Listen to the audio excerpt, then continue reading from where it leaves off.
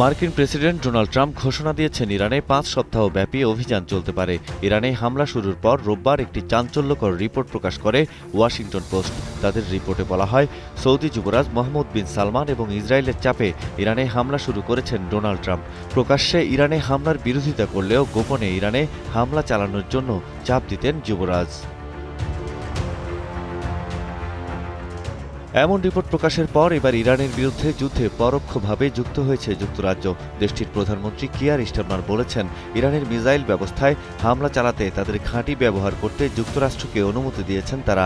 এর আগে ফ্রান্স জানায়, খামেনিকে হত্যা করায় তারা খুশি।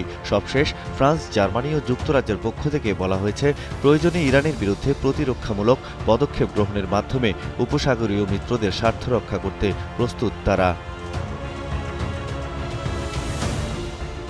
সব মশার বিরুদ্ধে সুরক্ষা দিতে এলো বসুন্ধরা এক্সট্রিম অ্যারোসল, মশার বিরুদ্ধে এক্সট্রিম সুরক্ষা। দেশ তিনটির নেতারা যৌথ এক বিবৃতিতে বলেছেন, মধ্যপ্রাচ্যে এসব দেশের বিরুদ্ধে ইরানের নির্বিচারে এবং অসামঞ্জস্যপূর্ণ ক্ষেপণাস্ত্র হামলায় তারা হতবাক। বিবৃতিতে তারা আরও বলেছেন, সম্ভাব্য প্রয়োজনীয় ও আনুপাতিক প্রতিরক্ষামূলক পদক্ষেপ গ্রহণের মাধ্যমে ব্যবস্থা নেওয়া হবে যাতে ইরানের ক্ষেপণাস্ত্র এবং ড্রোন উৎক্ষেপণের ক্ষমতা ধ্বংস করা যায়।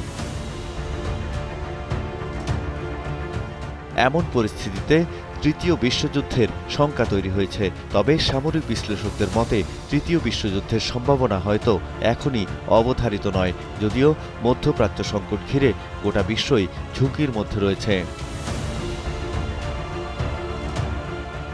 আন্তর্জাতিক ডেস্ক, কালের কণ্ঠ।